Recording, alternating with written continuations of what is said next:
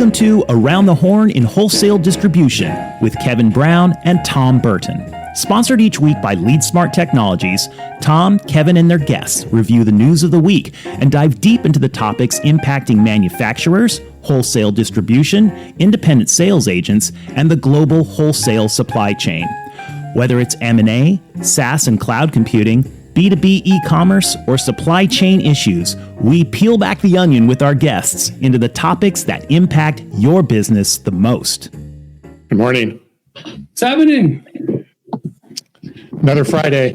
Yeah, haven't seen you in 2 days. I know, long time. Yeah, it's nice to spend the day with you on Wednesday and escaping all of the fires here in Southern California. And hopefully we get a little rain this weekend and calm things down a bit, huh? That's the rumor. We'll see. I'll believe it when I see it. I felt bad for you Wednesday, leaving San Diego and having to get back up to Ventura with fires going on around you and traffic freeways closed and craziness. So, but you're here. I'm here. Very good. All right.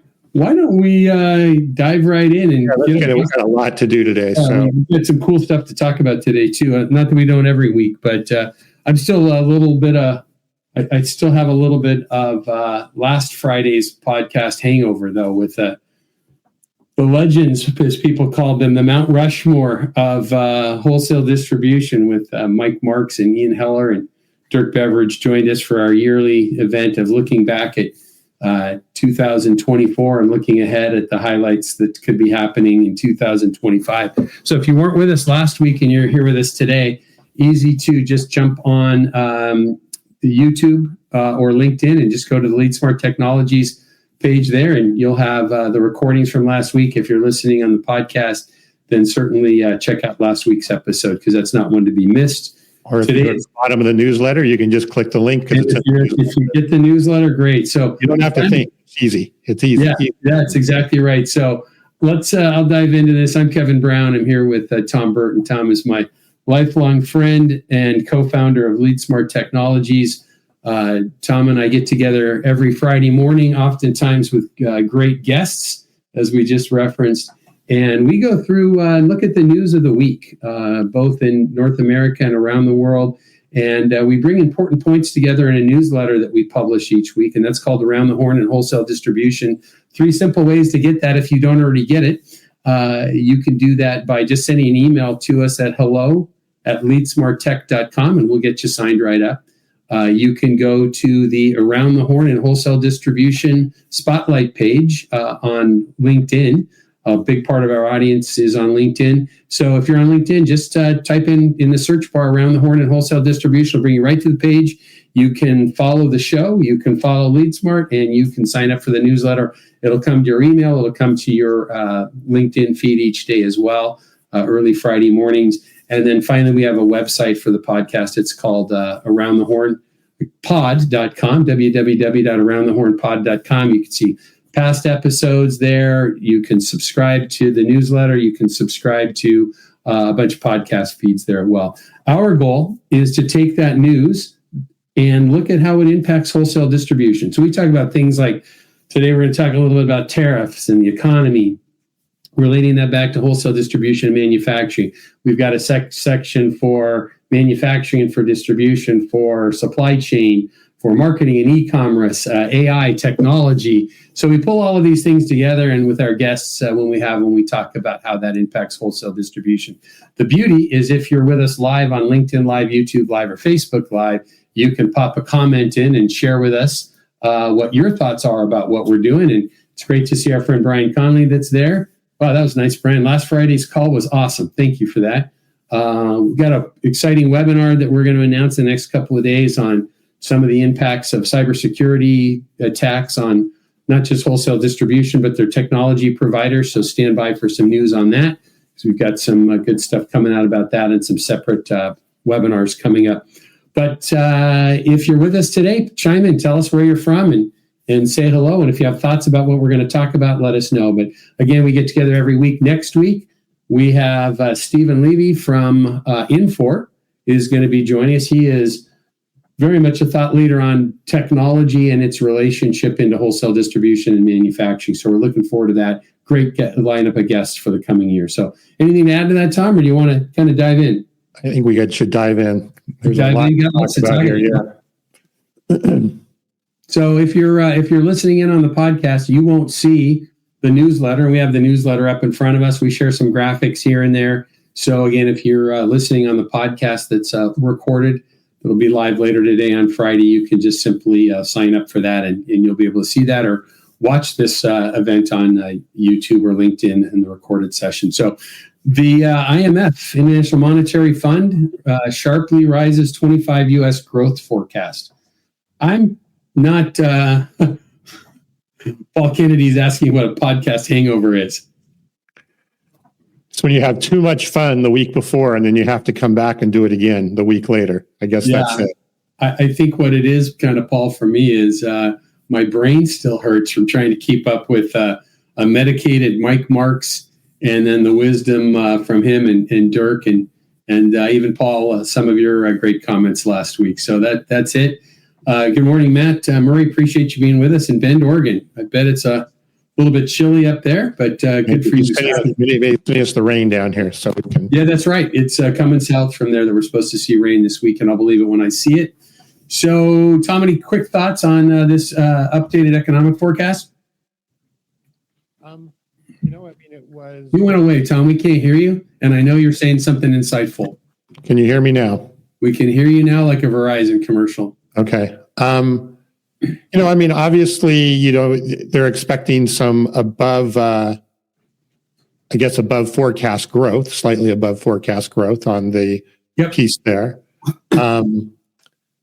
They're saying global inflation is expected to ease, but it seems, and I know we're going to talk about tariffs and other things here in a minute, but it seems difficult for me to kind of put those two together, is where we have more growth, we have certainly some pressure on prices and so forth, and that doesn't seem to be the recipe for inflation easing.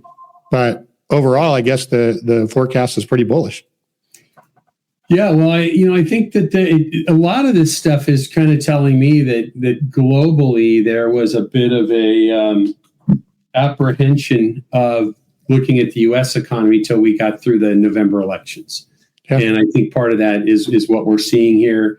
A little bit of that discussion from the big wigs that are in Davos, Switzerland this week, kind of some of the same bullishness that they're looking at right now as well. So I think that's a big part of what we're kind of seeing with this. I look at these and think, though, too, that we can see within another month we might see another adjustment to some of these things. But across the board, I think what we're seeing is there's maybe a little bit more of a bullish view of things with some growth opportunities that go with that. So. We'll see what happens, both with GDP, as they talk about a little bit in this as well, and then global inflation and the role that the U.S. plays in that as well. So it'll be an interesting one to watch. I think there's a chart with that. I was just kind of looking at it. They talked about, do you have that? Did you grab that one? Not it. Is that one? Yeah. So this kind of talks about economic outlook growth projections. And it shows it by advanced economies and emerging economies. So I thought this was kind of interesting to look at. They talk about real GP and annual percentage change in this particular chart. So the estimate had been, 3.2% versus 3.3%, and then another 3.3% in the U.S. In 26, but a little flatter in most other advanced economies that they're looking at with this as well. So something to consider. I think nobody still is talking about Doge and whether Doge will have any effect on GDP, which I can't imagine if you're cutting, what they talk about anyway, or even partially of what they're talking about. It can't have some impact, but no one talks about it. Yeah, that's a great point. And, because where are we at? I think we talked a couple weeks ago, depending on which statistic you look at, somewhere between 25 and 33% of our budget right now in this country is tied to government workers and city, state, county, and federal. And when you start having some impact on some of the maybe some of the fat that's in, and specifically in our federal government, that could have an impact in changing things on the GDP. I did, though, Tom, before you jump ahead there, is, and you might have caught this, this was the big thing with the Department of Governmental Efficiency, was we had Vivek Ramaswamy, who had run for president on the Republican ticket, and a billionaire from I think the pharmaceutical industry, had developed some pharmaceuticals and so forth and sold off those companies. But he was going to be working with Elon Musk on all of this. But I thought I caught something earlier in the week that he's no longer involved. So I don't believe he is, no. Yeah. But I think there's somebody else stepping in. Okay. I honestly haven't followed it, but he's going to go run for governor, I believe. Yeah, governor of Ohio. But that's a long time away. Yeah. And I'm wondering if there's already some discontent in that group that's supposed to be doing that. So I'll look into that a little bit. Maybe we can talk about that next week as well. But all of a sudden, what if they cut, they're talking about wanting to cut $2 or $3 trillion out of the budget. Well, they just cut a half a trillion, $500 billion out of the budget. It's meaningful, right? Yeah. And I think the other side of that is, it'll be interesting to watch too, is, one of the initial presidential orders was the idea of getting everybody back to work. So I haven't been to DC. I planned to be there next week. Some things came up. I'm not able to be there, but for the NAW event. But I was visiting with NAW and some other folks in DC last spring, and I was there on one of the days that no one was mandated to be in the office, and getting around downtown Washington, D.C. was just a breeze.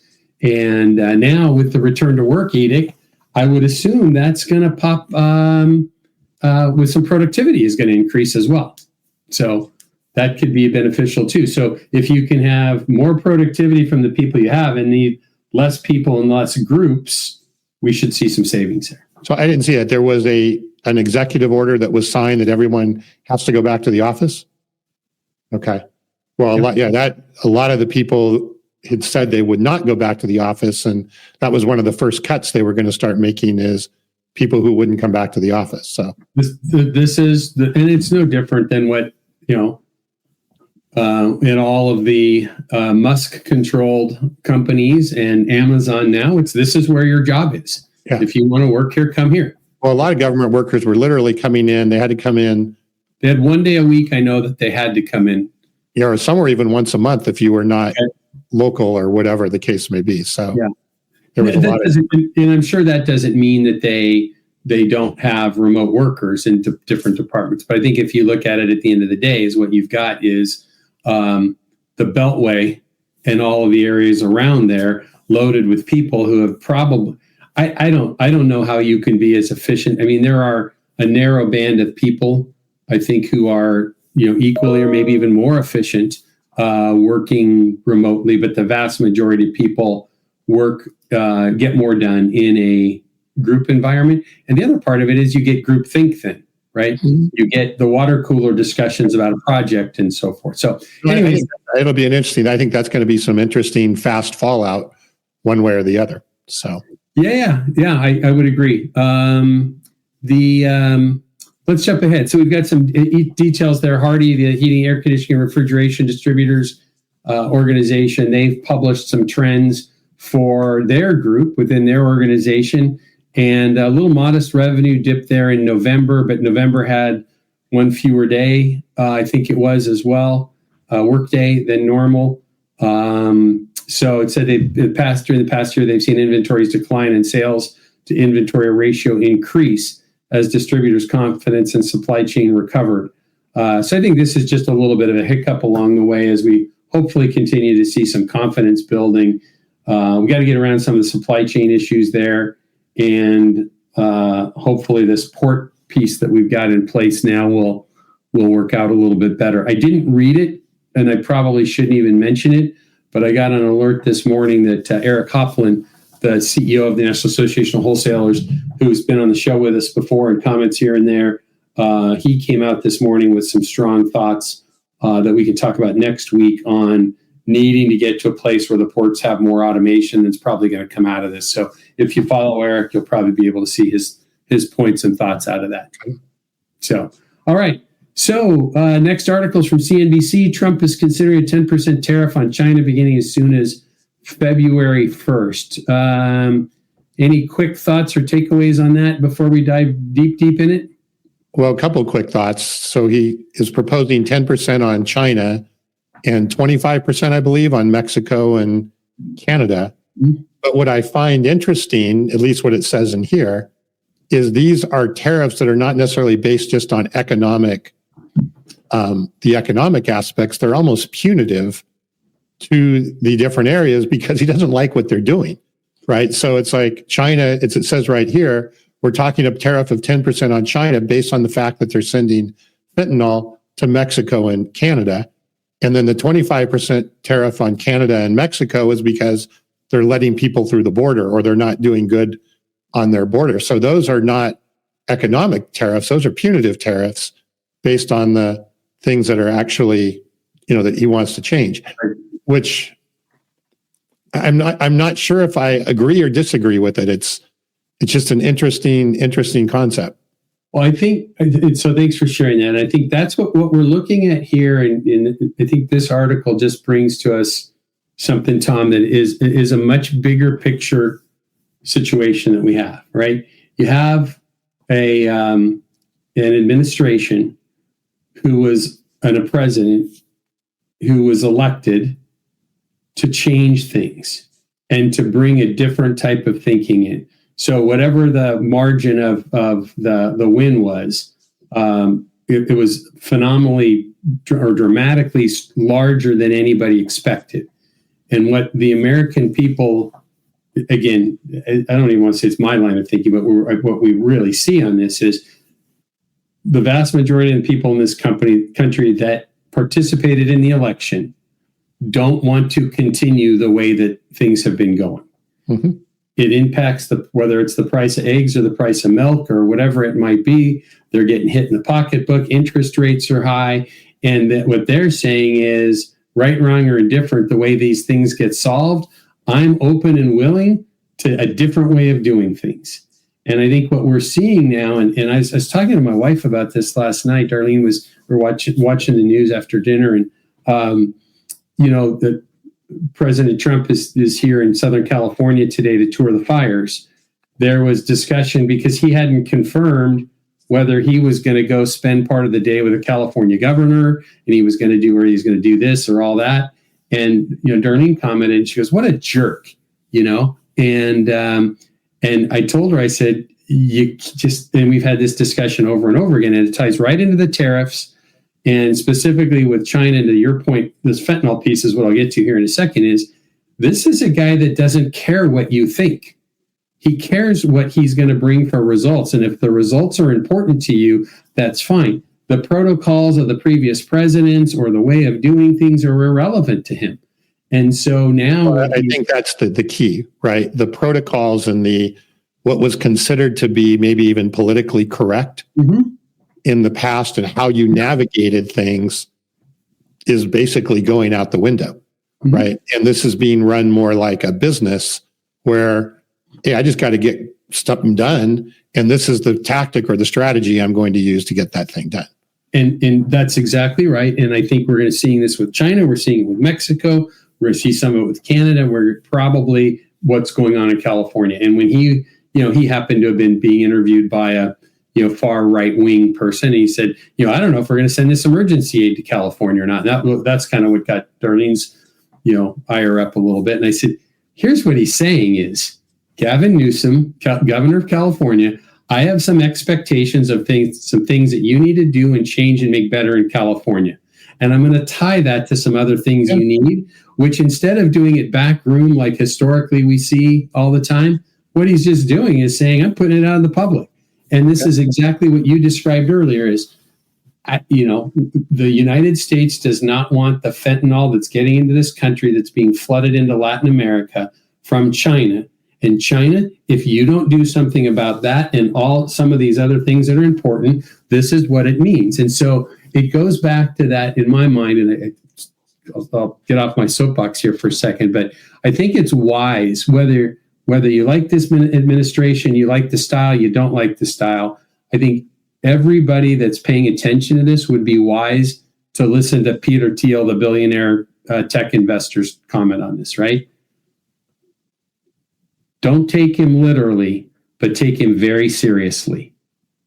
And so when you see these grandiose things that the typically biased news is bringing out in front of you, take a step back and think about what's behind what's going on. And I think we're seeing this with the China tariffs. To your point, there's a big piece of this to start with about fentanyl. Yeah. Right. And how many of us have not had some, either we know or we are a friend of a friend has had somebody that's had an impact of fentanyl in their life? No, I mean, fentanyl is obviously a huge issue, and it's a huge issue. It's an interesting strategy, right, of using the tariffs, not because of, hey, we need economic balance or we need to. It's a lever. It's one of many levers, right? Right. It's just, hey, I don't like the way you're acting, so I'm going to fine you a tariff. And it will probably get attention. And as we talked about before, it will create conversation that hopefully will lead to an outcome that, is positive or at least workable on both sides. So I can hear my father get the trash out on time without being asked, or there might be an impact to your allowance. Exactly. There you go. Right. There's my G. Charlie Brown advice from the day. But in the closing on that, I think it's important though. We talked about China. I was listening to a Democratic lawmaker on CNBC earlier this week in part of the discussions about tariffs and the economy. And she made, and I wish I would have recorded it and kept it, she made a very, very important statement that I think we've talked about here a lot, and we're going to continue to, is, historically we've had NAFTA, right? And with Mexico, US, and Canada, free trade and so forth. Her comment was that she believes very quickly we're going to need to start looking at our relationship with Canada and Mexico as completely separate relationships versus one. Of course. And we've talked here a lot. There's so much more impact that can happen of what's going on in Mexico than what's going on separately. So I think a good thing to be paying attention to is, as I've said over and over again, Mexico, Mexico, Mexico. All right. So we had another article in the newsletter. If you follow closely some of the industry specifics and trade stuff going on, is there's an article from Industrial Supply magazine about November cutting tool orders. Some people in their business and distribution have paid very close attention to that. We published that here in this newsletter as well. But we're going to jump ahead to our manufacturing and distribution segment that we have. Home Depot partners with DoorDash and Uber Eats to expand delivery. Yeah, I'm interested. So I have a take on that, but I'm very interested to hear maybe some of the audience that's listening, what their take is on that. So I struggle from a brand perspective to think that I would go on an app for Uber Eats and order stuff from Home Depot. Well, I think they probably would logistically do a good job. It just seems weird. And, so obviously they've thought this through and they think this is another great customer experience channel to be able to have people order from Home Depot and have it delivered in the same way you get your food delivered. Yep. Be great from Costco. I could have them deliver a hot dog and also some other stuff. What's the difference? But literally, what's the difference of if you go to Smart Cart or another when Darlene and I were both really sick last month, I went to Amazon Fresh and had 2 deliveries one day because I forgot to order something, so we got a second delivery. Was the experience optimal? No, it wasn't actually that good, but I got what I needed. I got the cough syrup, I got the extra aspirin, and we got some food. And so changing that to, I'm on a job site and I need 4 more boxes of screws and this, that, and the other is probably going to be something that's going to happen. Yeah. So you're not with us, Tom. How about now? for a guy that runs the technology side of a software company, your microphone, it sounds good when it's here, but that plug. Yeah, it hasn't had any problem recently. But anyway, to me, I think obviously they do a good job. It's just a branding thing, right? It was a branding thing in my head. It's like, and maybe, is Uber Eats and DoorDash trying to become a delivery and logistics company in general, outside of food or non-food items? Mm-hmm. Obviously, they're moving in that direction, but the branding certainly doesn't align. So, well, I think that's right, but I think it's all of the above that goes with that, Tom.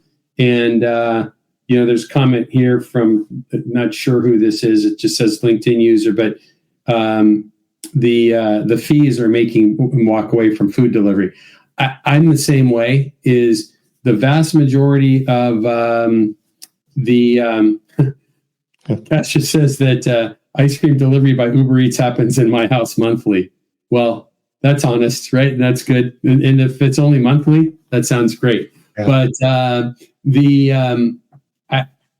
I think I look at it from a standpoint is what's imperative.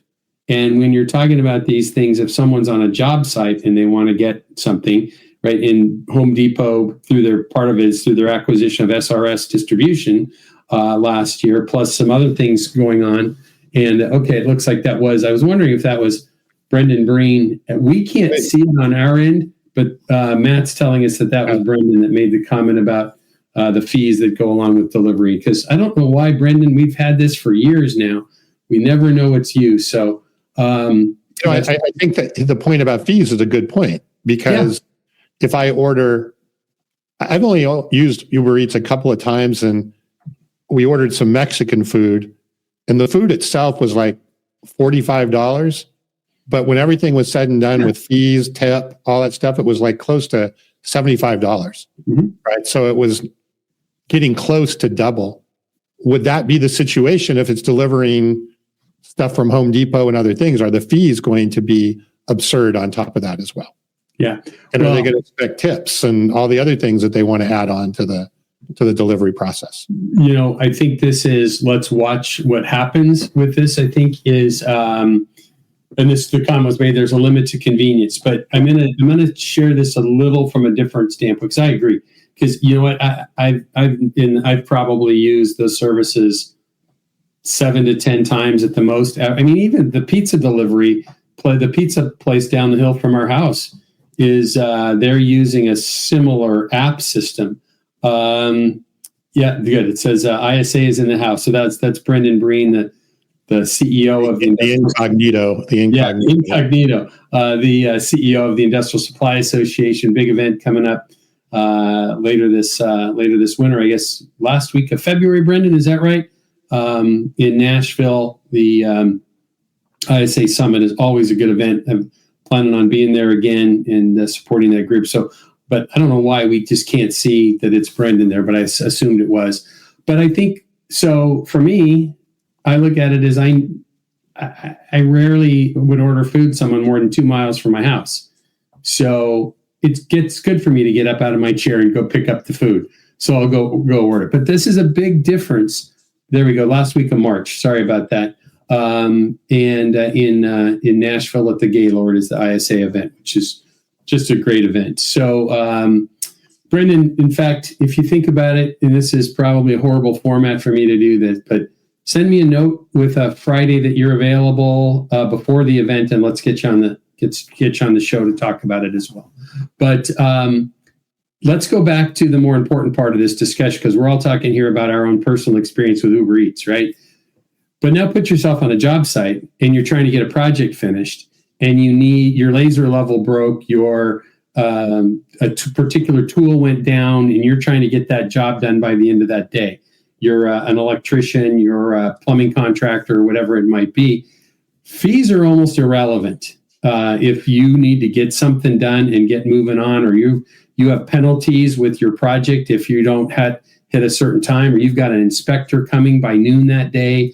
Those fees go out the door. And so I think that's the case.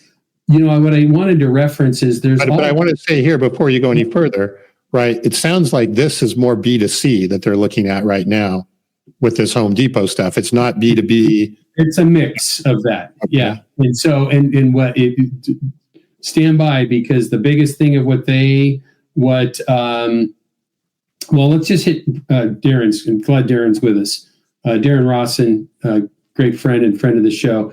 Darren made the comment, it's a great value prop for small independent contractors who spend an extraordinary amount of time running to HD rather than the billable hours, cost passed on to the consumer. So, we already have this, and I think, I'm glad Darren's there. Anybody else that might have used this, there's already a company out there called Curri, Curri. I think they're actually either Santa Barbara or Ventura based, and they've got what they call Curri Hot Shots, which is, I'm just on their website right now, same day rush or scheduled middle and final mile service. They've got all these different ways of doing it. They can do it all through an app. And this is where I wanted to get to this, because the folks that have most of the wholesale distributors have joined us today are probably not going to want to jump in and try and get involved with Uber Eats or DoorDash and what is being done here with Home Depot. But that idea of you can't afford to send, if let's just say you're a 3-branch wholesale distributor, or however many branches you have, and you have trucks on your truck runs, right? It's very difficult to take and get, 5 sheets of drywall or, 3 boxes of nails or whatever it is. It's very difficult to bypass that truck for what they're already doing. But Curri's doing some of this. And I think, Darren, if you're still there and listening, I think at your last company, I think you used them for some things, but I don't know if it was for this or not.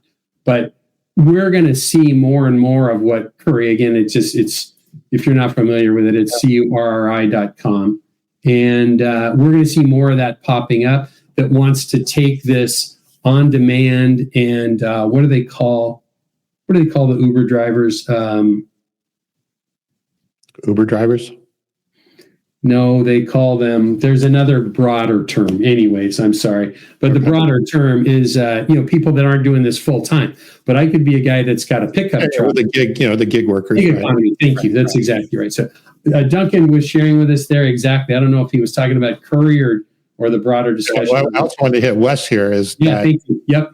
I think this is relevant as well, right? Is the fees will impact the contractor's desire to want to utilize this when most distributors will make the same delivery for free.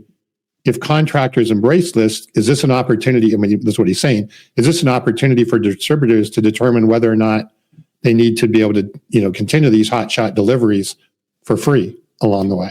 I mean, that's an interesting value add, I guess. Exactly. I think what we're going to see with that, and Wes is an executive with DSG, and Paul's with us as well. So I like that.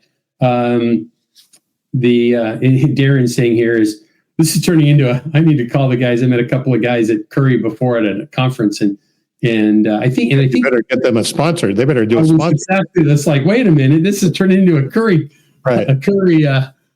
discussion here. But Darren is saying every distributor who delivers on their own trucks needs to evaluate Curri in that setting. But I think with where Wes is at with that, what we'll probably see, and I think he's even alluding to that, which is a great point, and thank you for that, Wes, is there probably will be and we talk about this from what we do with LeadSmart and our Channel Cloud customer intelligence and CRM solution that we didn't really talk about at the beginning of the show, but with the Genius Feeds AI solution that we have that is trying to guide a salesperson to what's most important to him, is that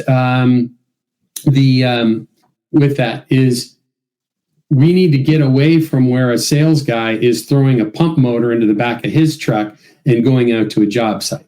So if we can make that, last emergency piece much more valuable. Sounds like you need a Curri agent, which we're going to talk about later. That's exactly right. But I think the piece that can go with that in this setting is there will be more of these, whether it's a Curri or, I'm just going to throw this out. Paul's here and Wes is here. I think Joe Solheide might be with us from DSG. They might already be doing this and others might be, but maybe that using that hotshot term is you have a hotshot immediate delivery service within the company. And for certain types of customers, it's available for free or at a low fee, and other types of customers pay a little bit more.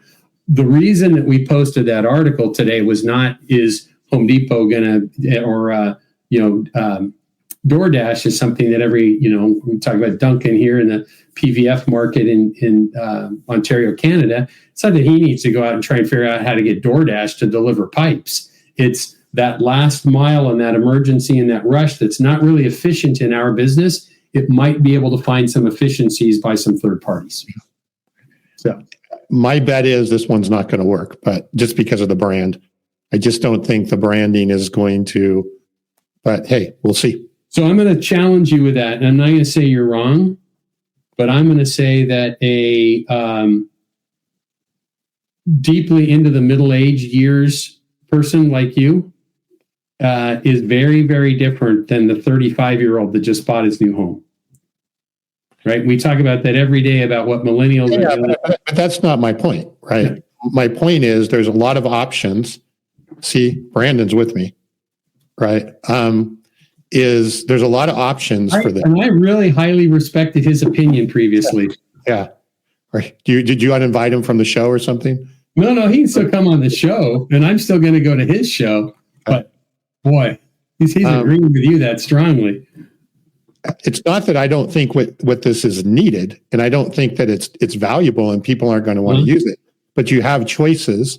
You have different ways of going. I just think the branding for something of this magnitude with these size brands, right? They're not going to be satisfied with a little bit here and there. This has to be, in their mind, a pretty strategic and large opportunity. And maybe I should rephrase what I said when I said it doesn't work.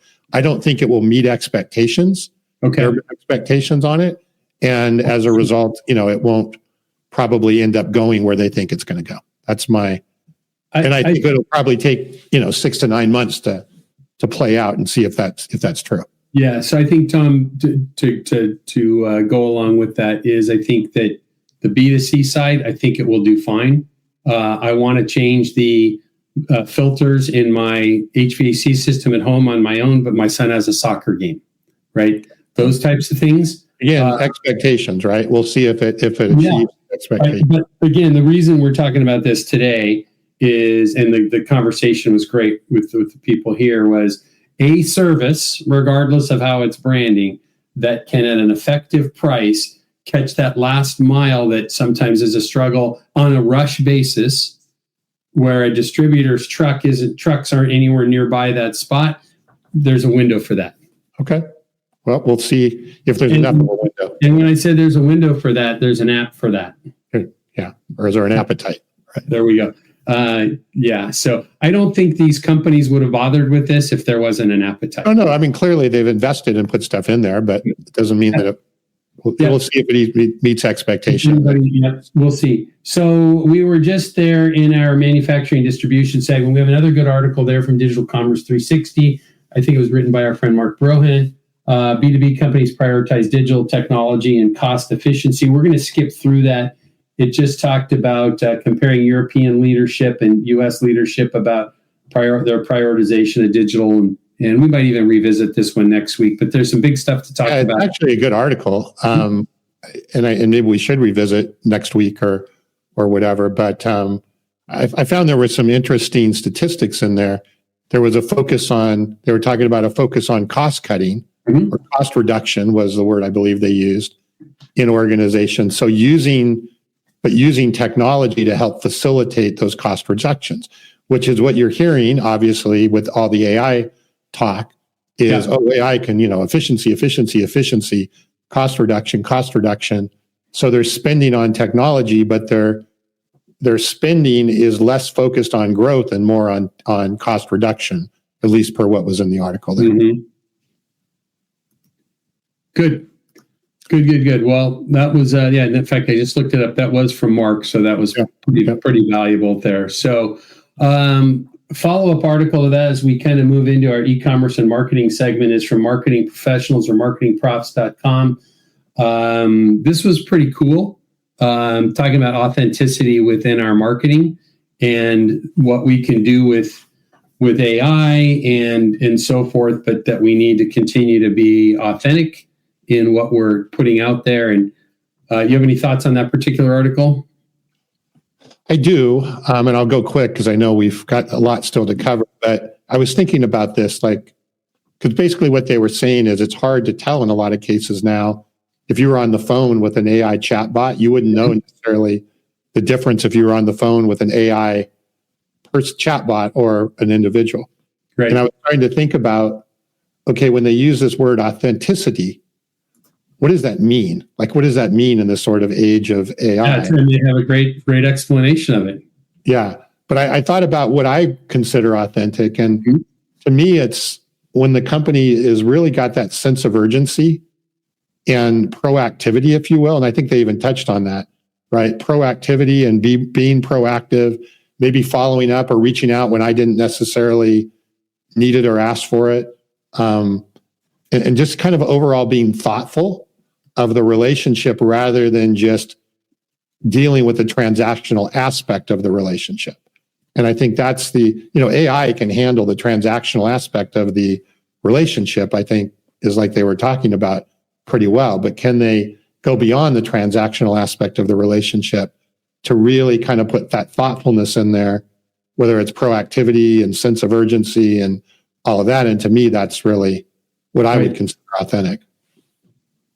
I think that's good. I wouldn't argue with any of those points. It's going to be interesting to watch this because, and I was having some dialogue this morning, both by text message on LinkedIn with my friend Nick Periclay with Profit Optics, and we'll talk a little bit more about some of the cool stuff he's doing, and we're going to get him on the show sometime soon as well. But we were kind of talking about that a little bit, and a big part of what we're going to head into and why you hear the urgency and the rush from Tom to move ahead today is we're going to talk a lot about agents and AI agents and so forth. But there is a way to, and this is, I think I'm going to get ahead of myself here in that next discussion. But what we're seeing so much here is the rush to, and I think it's what we're seeing early in wholesale distribution, is the rush to AI. And it's, okay, we're wanting to figure out how we can get this to impact our business. But what the vast majority of people, at least, and I'm talking to people every single day, as are you, and I'm talking to people that are talking to people, other people every day, is the vast majority of the use with ChatGPT and other tools like this is asking it questions or maybe asking it to write something for us. That is very different than what we can do with agents, as we're going to talk about, and agents that can specifically help us with content and brand voice that the agent understands. And again, we'll talk about this more in a few minutes. But I think that authenticity piece is having something do some heavy lifting for you that then you augment and support, and even the heavy lifting that it does that understands you and your voice is a great tool. And you can maintain that authenticity if you do it correctly. Mm-hmm. And there's steps and guides and so forth into the best way to do that. Mm-hmm. So, yep. Good. All right. So diving ahead to just a little awkward pause there. We had another article in that segment, though, that we're going to bypass for today. 7 proven strategies for effective B2B customer retention. And that's from martech.com. This is a great point for me to go back and mention and remind everybody that if you're listening on the recorded podcast, Apple, Spotify, Odyssey, wherever it might be, you aren't seeing, the great comments that we're getting through from the friends that are with us today. And literally we have, I think we've got in the couple of different places, I think we've seen 3 or 4 different countries even represented today. And you're not seeing that. You're not seeing the articles. We publish our newsletter every week. It's called Around the Horn in Wholesale Distribution and Manufacturing. 3 simple ways to get that. If you don't get, you can get talking about and reading the newsletter if you're a listener on the podcast format versus our live show, is send us an email at hello. I just got one a minute ago. hello@leadsmarttech.com with a request for be added to the newsletter.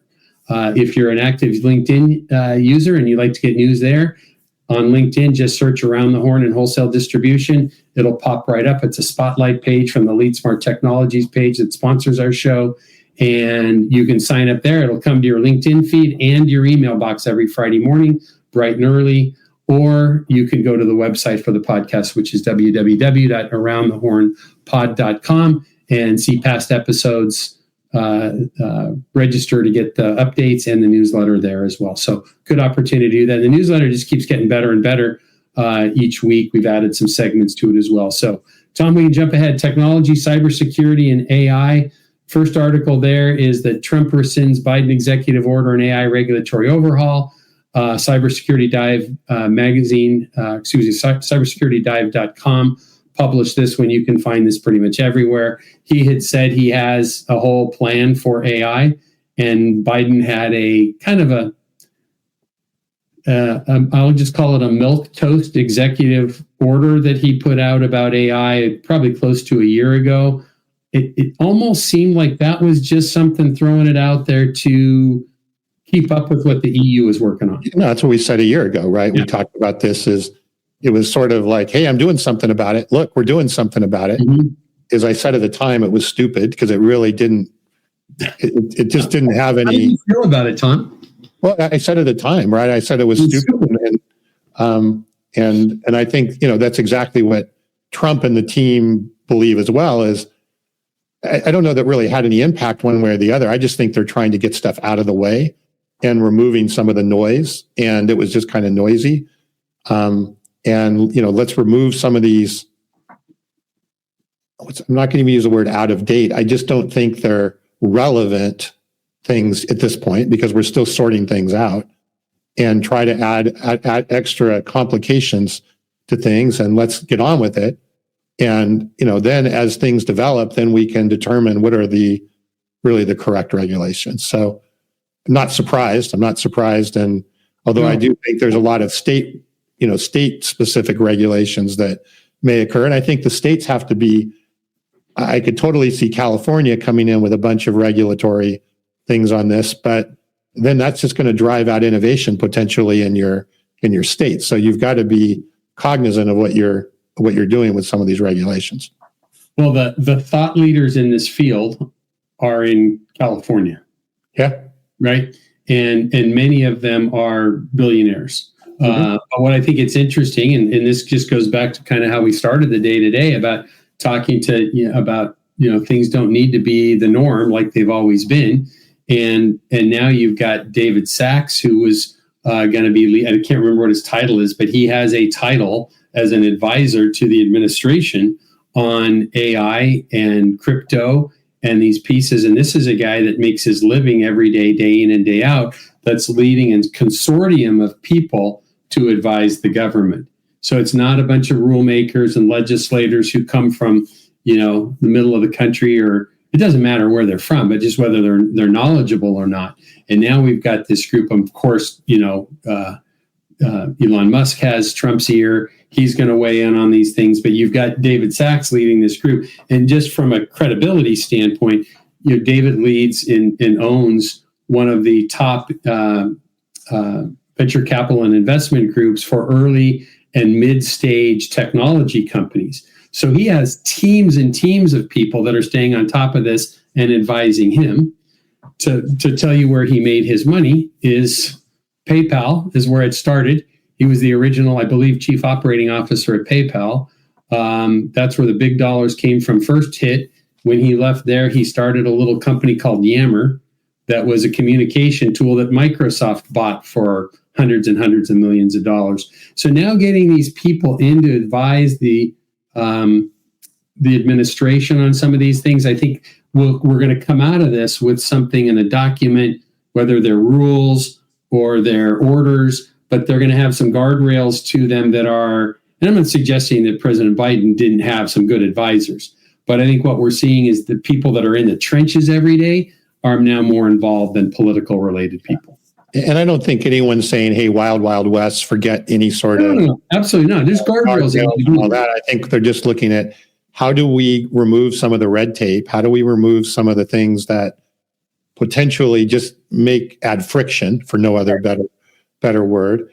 And then, but at the same time, let's obviously evaluate what it is as we go forward. And I think that executive order, it was not very clear. number one. Right. It was very ambiguous. It just added friction and confusion versus actually solving anything. So I'm not surprised, but. Well, let's just jump to our next article, and then from there we're going to get in what's going to take probably the rest of our show today, which is CBS had on their Money Watch segment. This is just the one we posted. You could see this anywhere about the $500 billion Stargate AI venture. OpenAI, SoftBank, and Oracle on Tuesday came together to talk about putting together the future of technology in the U.S. Yeah, I don't know if you've dug into this a little bit, or we want to dig into it a little bit, but I think it's worth taking a couple minutes to talk about. And I've been doing, because when I saw this, it was like, okay, what's actually going on here? Talk about the story behind the story. Yeah. So what they're doing is SoftBank, which is a Japanese investment firm, is investing minimally hundreds of billions, right, up to 500 billion over the period of time, to help Oracle and OpenAI, but let's just say Oracle from the hardware perspective and from the infrastructure perspective, build out data centers across the US that will then be operated and run by OpenAI personnel for AI purposes. Okay. And it's not clear exactly what applications will be run through there. I know there was some things like health research and other things like that would run through these, large infrastructure for data or for across the country. I was intrigued by why Trump was supporting it, and he was pushing, hey, there's going to be a lot of jobs that are opening up and all of that. But when you get right down to it, the only people who have access to use these data centers when they're up and running is OpenAI. So it's not going to be broader. It's not going to be broader than that. No, it's only OpenAI.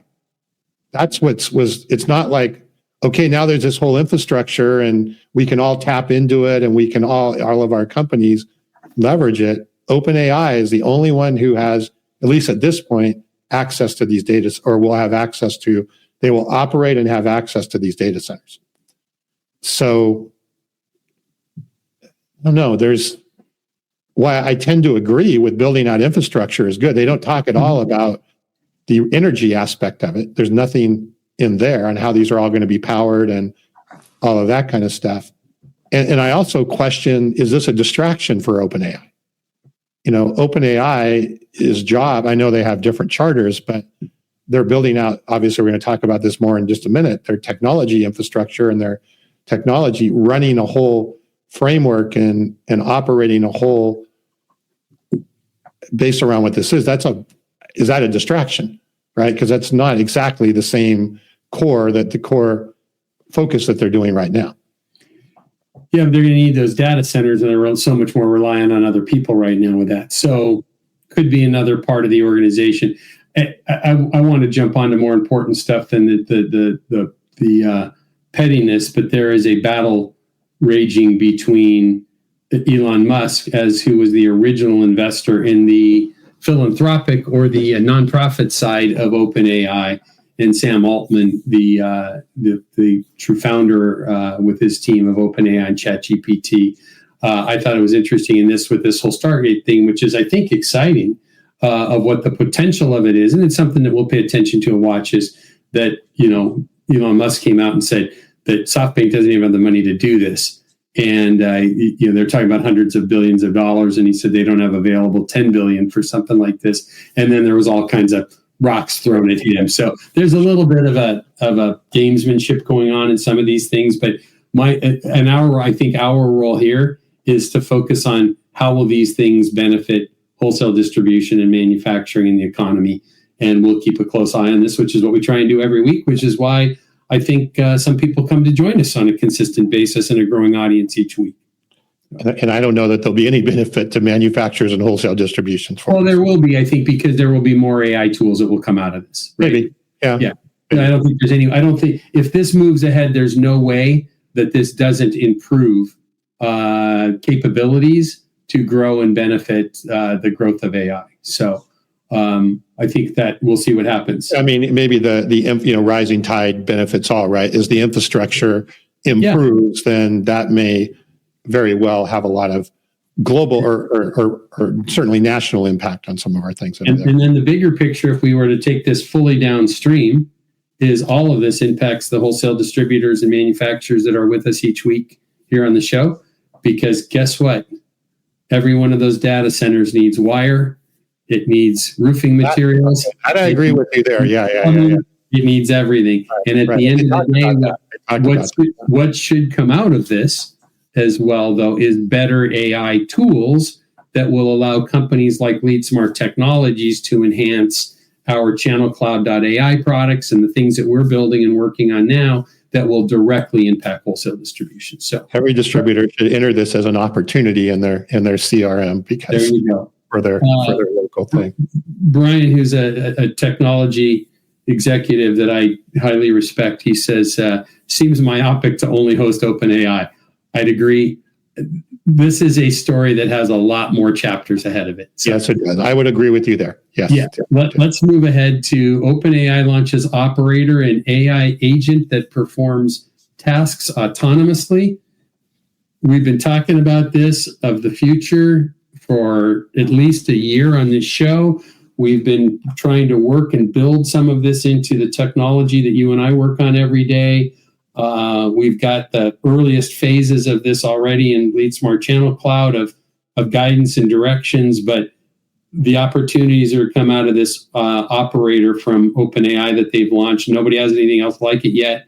Got a lot to talk about and share for this. So Tom, why don't you, if you're listening on the podcast, you don't need to look at TechCrunch where that we have up on the screen here, this article, but go ahead and just search OpenAI operator anywhere, and you'll get a bunch of feedback on this. But this is exciting, and this is moving us in the direction that we need to go. So you want to give us the overview of it?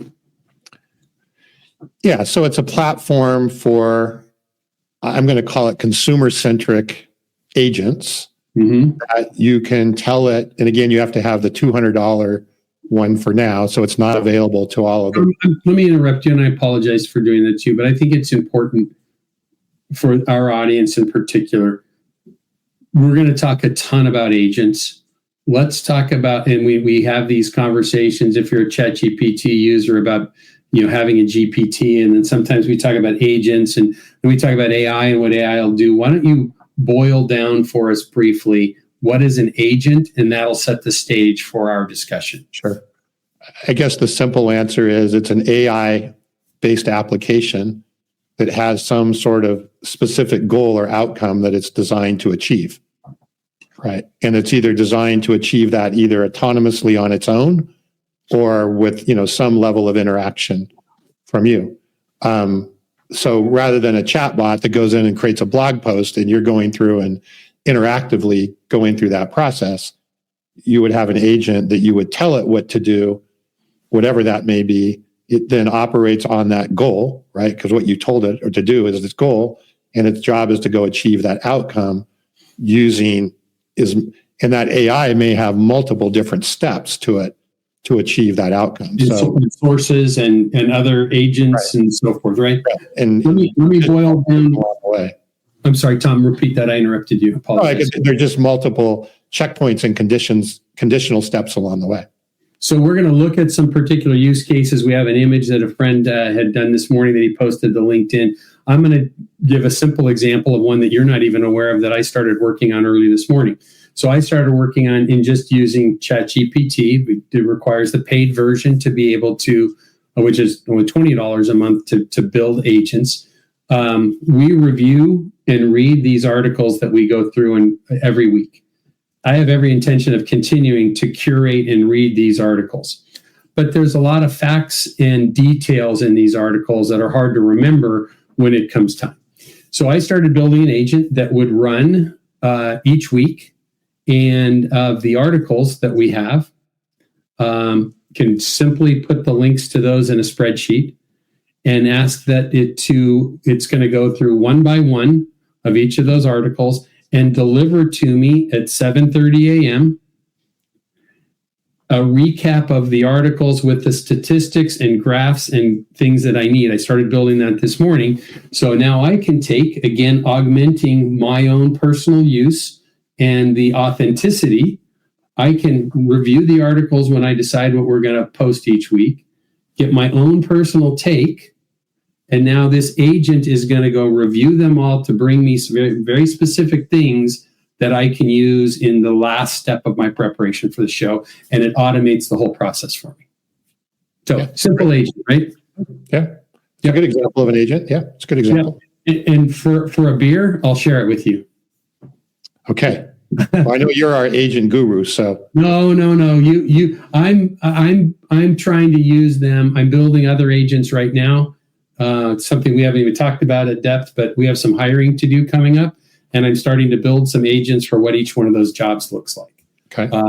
I've got some marketing agents built, and all of these things are what they're trying to do is what we commented last week in our special show with the legends that we had. We just talked about the idea of Jensen Huang at NVIDIA has said that eventually 100% of us, 50% of our job will be done by agents. If I can have agents help me do a better job at the podcast, it's to everybody's benefit. If I can have an agent that helps a new employee understand how to do their job better, everybody wins, and I need fewer employees, right? All right, but let's go back to operator, because that's kind of the...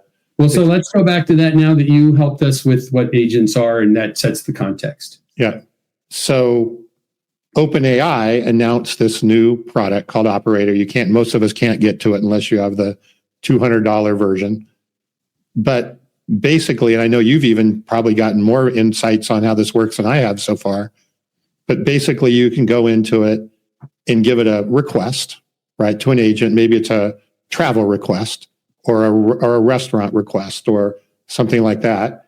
And it will go through the process based on your request and achieve that outcome, right? So if it's find the best restaurant in Philadelphia and book me a reservation, or it's, look through all the top restaurants and find the ones that have availability at 6 p.m. or whatever, and whatever the case may be. I know you have some specific examples you've been going through. Yeah, sure.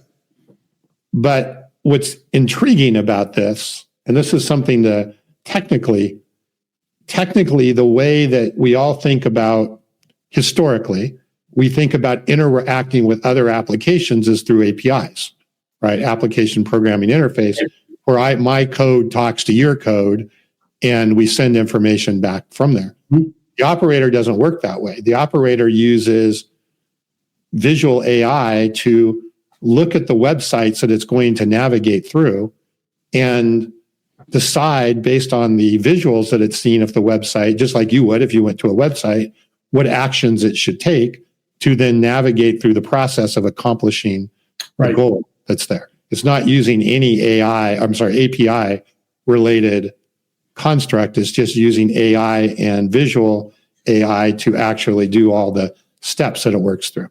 And APIs break and struggle sometimes, it looks like a great use of the other technology, right? There's so much to unpack with this that we don't have time about today. I mean, we were talking, I think, before the show. If this is the future, and I'm not 100% convinced that it is, but I'm not convinced that it isn't either. If this is the future of integration, if you want to call that, or at least dealing with multiple applications, then what does that do to make your website more friendly to be able to deal with those things? Like they were talking about, it runs into issues with CAPTCHA and all the kind of crap that we all run into, right? When we're stuff to make sure you're a human. Right, to make sure you're a human, but you're not a human in this case, right? No, right. But it's my agent acting on my behalf. Exactly. Maliciously, right? Right. It's not a malicious thing. And there's also issues that you could spoof the AI based on the data that's on the website that it sees. So from a security standpoint, it could end up going off into some weird directions as a result of that. So there's just a lot of, and I'll just say one last thing, and then is that the way that this works also is when you make the request, OpenAI opens a separate web browser and then shows you step by step in that separate web browser the steps that it's taking to go through the process to achieve the goal or the outcome that you're looking for. So two factors, though, because let's stick with why we're here, right? Wholesale distributors and manufacturers and talking about things that impact them. This could, as this catches on now, we are moving in. I don't think anybody can argue we are moving into a world where we will have agents that help us in our day-to-day life. And just the simplest thing of thinking about that is an artificial intelligence tool that knows and understands you, knows your likes and dislikes, knows the tone of how you talk, knows your American Airlines or Delta Airlines frequent flyer number, and can help you with mundane tasks to move you to a place where you can be much more efficient in your life and value the important things. Some people will use agents so they don't have to work as much and work a 25-hour week versus a 40-hour week. Some people will use agents to continue to work a 60-hour week, but the things that they're focused on in their 60-hour week are super high value things that they'll be doing in their life. Some of the things I described earlier that I'm working on with agents right now is not changing how many hours I'm going to work a week. It's changing what I do, and the things that I do that are mundane happen fast or for me. And I focus on the high-end, high-value things that can happen in my life. Now, and part of it is, I like to use the term drinking my own champagne versus eating my own dog food. But it's what we do in our company. I was talking to some folks earlier in the week in the private equity world, and they were astounded what we've accomplished in our company with a smaller team. It's because we use these things. You can do more with less. But I think the reality of this is there's two sides to it. One is the value that will come from that. But as a wholesale distributor, what I need to be thinking about is my customer, Tom, we should do just a separate episode that we just record and make available talking about these, because we talked about this over lunch on Tuesday together about you have a friend that's an electrical contractor and he wants to start doing these things in his business. And he has he's not a small guy. He has probably 15, 20 trucks or whatever it is out there. Yeah. So he's an impactful customer for an electrical distributor. He told you the 4 electrical distributors he buys from and where he struggles with on their things on their websites and doing business with them. So this is going to migrate over there. And if I'm a wholesale distributor, I don't need to make change tomorrow, but I need to be understanding what's happening with these things and how my buyer might want to start using these tools. If I'm a manufacturer, I should probably be thinking about, are my distributors wanting to do more with these things as well? So let's talk about a couple of use cases. I'm going to just go back to talk about my friend Nick Periclay this morning, his LinkedIn post. Nick's a real smart guy. I think he's with us today, so I had to give him the good compliment. But he made a post because he started using this today, early this morning. Tom, do you have that screenshot? He wanted to just test it and know if it could make a reservation for him at a top restaurant. He lives in the Richmond, Virginia area. So this is a little bit, if you're looking at it, his question was, find a really good restaurant in Richmond, Virginia for next Friday at 7 p.m. for my anniversary. So there's a smart guy. That is one going to bring making his relationship and his appreciation from his wife right into testing AI. So this says it's steps that it worked on, and it took it 3 minutes, which is crazy. No one wants to wait. So we're early stages this, but it says searching for anniversary restaurants in Richmond, I should say, exploring results, exploring top restaurants, and it takes them through all these. And it says clicking on La Opossum details, checking on La Opossum. There's a Virginia joke with possum in a French restaurant name that's there somewhere. But it goes through checking the dates, and then it brings him to a TripAdvisor screen about another restaurant called Stella's. Taking this back is we will be at a point in the not too distant future. Tom, you might speak better to the time frame. I think we're very, very close, where you will just talk to your agent. And you'll have many agents for different facets of your life that will go do these things. So this was from Nick's LinkedIn post. If you're looking at it and seeing it, he said I could share this. I responded to his LinkedIn post that said, what I'm anticipating next and soon from this is that I can, with a walking my dog or walking through an airport, or it can be Saturday doing chores.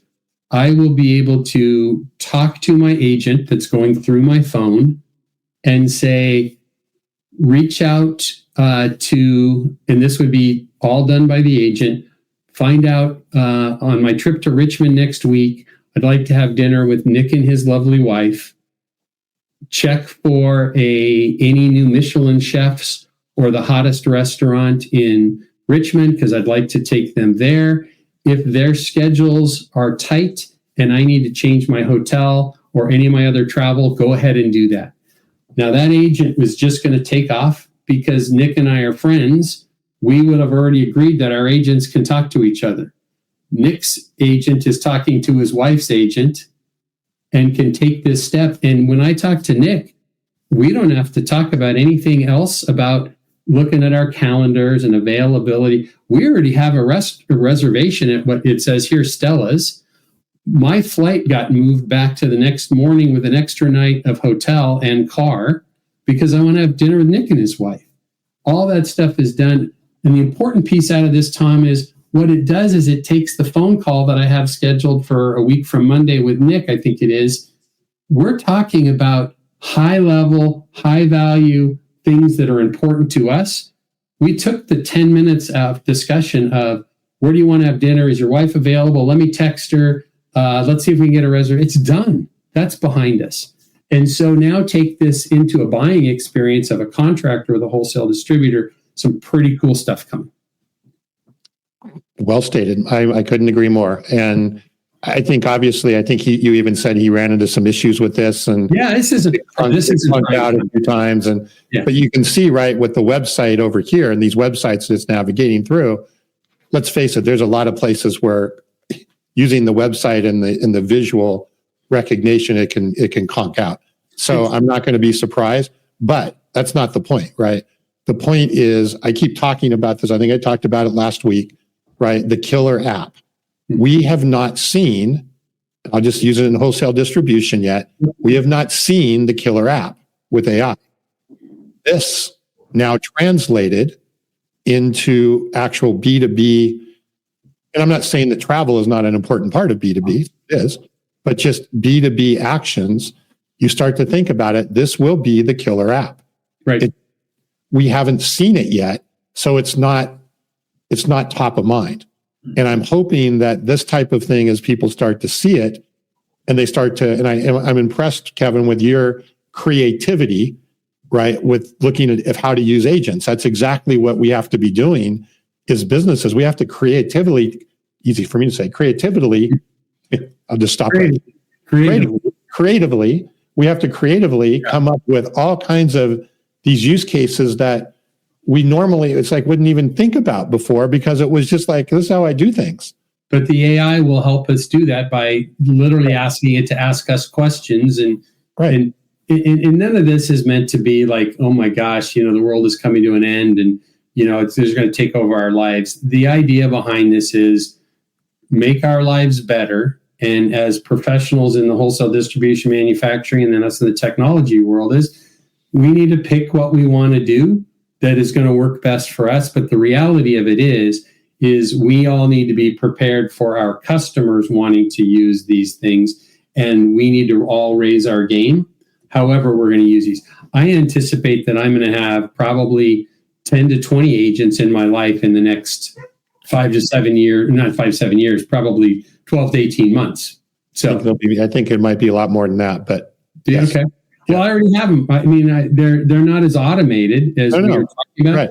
But I mean, I already have 3 or 4 of them that are helping me do my job dramatically faster. And I've got already have a list of 6 or 8 more that I want to build in the next month or 2 that will impact the growth of our company. Yep. So, all right. Well, we've talked a lot about that. I think it's exciting. Another article here, 3 ways augmented reality will shape manufacturing from industrial distribution. Great article. In our sales and M&A segment today, we're going to kind of wrap up here, but we've got a couple of pieces there. And then in our people and leadership segment that we do each week, 6 best practices for engaging younger employees in supply chains. There's some issues there about exempt status of salespeople and distribution. that the Supreme Court weighed in on this week. That's an article for MDM, well worth taking a look at. And then on top of that, we've got, there's an article there about U.S. employee engagement falls to 10-year low with some statistics and idea about improving that. That's from HR Dive. So that's a good one. And then in our channel, I just wanted to hit real quick that second article in particular about the best practices. I found really interesting. If we had time on another day, there's a lot to unpack in there about that. And this was very appropriate to manufacturing and wholesale distribution. So no, and I think from that, maybe this is a good one that we leave in. We'll do it next week and we'll unpack it a little bit. Okay. Right? So let's jump in the channel leaders on the move segment. That's a new segment that we just recently added. Only one I want to mention is our friend Tom Gale from MDM. Tom's great guy, good friend. He just joined the board of Stellar Industrial's board of directors. So that's kind of a neat thing for him. So congratulations to Tom in that setting. And then let's just kind of wind us down for the day. Tom, there's some industry scuttlebutt things. Only piece in there that is of worth talking about right now in the short time we have is that there's a big issue within Amazon about hazardous products and so forth. And they've been officially by the U.S. government a final order that references and shows them as a distributor. So some of the things that they've been able to dance around as an e-commerce player, third-party provider, does not impact them in the same way anymore because of what they've been designated at now, that they have to play the game a little bit closer to what others have to do. So anyways, let's kind of wind down. I think that's it for the newsletter for today. Here's that big replay link there too. That's right. There's a link in the newsletter to last week's show with Mike Marks, Ian Heller, and Dirk Beveridge. Loved having them here that reinforce some of the stuff that we were talking about. So we appreciate everybody today that was with us. Some great comments from some first-time comments from some long-time listeners, I think, today, which we love seeing. Thomas was good, action-packed. Love doing this each week. Again, I'm Kevin Brown. This is Tom Burton. I didn't fail to mention at the beginning of the show, the only way we're able to do this every week is that the company that Tom and I work for, LeadSmart Technology, covers all the costs that goes with this. We've got an editor that manages all of this and another marketing person that handles a lot of this for us and that's on our team. And there's a lot that goes into this. So we couldn't do it without what LeadSmart does. I didn't talk much about LeadSmart. LeadSmart is we've developed the Channel Cloud AI-enabled CRM and customer intelligence solution and platform. And what that does is it's far different than what most people think about when they think about CRM. What we do with LeadSmart and the Channel Cloud product is we connect to what we call siloed data around organizations, the ERP data, the marketing automation, e-commerce data, other siloed data that just sits out there and we never use for good things. And we use AI tools to bring all of that together, look across an organization, across our teams to gain deep insights to what's happening at the customer, what's happening on our sales teams and our branches and locations, our inside teams, and gives us deep insights, not just to our customer, but our teams and our overall business. We have tools built into that, like our Genius Feed system, which brings alerts to salespeople and even executives about where it's best to spend our time and what should we be selling to who, and how should we be following up on things so we're super efficient. The world is changing fast. So if we're thinking that CRM is a place that salespeople type some notes in about what they've been doing, that was your father's Buick, as the old ad says. The things that we can do with the CRM on a platform versus a CRM product across an organization has never been greater. And what we're doing at LeadSmart is we're incorporating all the types of things from AI that we've been talking about today into those solutions to help wholesale distributors and manufacturers grow. So if you're thinking about growth, accelerated growth within your business and have some goals, getting the right technology behind you is the thing to do, and we can support you in that. So that's our plug for the day. Tom, I wish you a great weekend. We'll talk more later today. And again, thank you to Wes and Duncan and Darren and Paul and Brian. All the folks, Brian, and all the folks at Common today. I'm missing more than half of them, but we appreciate your involvement. And if you like what we do, the best thing you can do for us, besides coming back each week, is forward that newsletter that we do out to friends and colleagues that you have in your business. Follow us on LinkedIn Live, YouTube Live, Facebook Live, wherever you're listening. And if you're listening in on the podcast, leave a review, because the more people that we get this out in front of, the better it is for everybody. So that's it for us today, huh? Yep. Sounds good. Have a good weekend, everyone. See you next week. All the best. Be kind, be good, be safe, and do good things.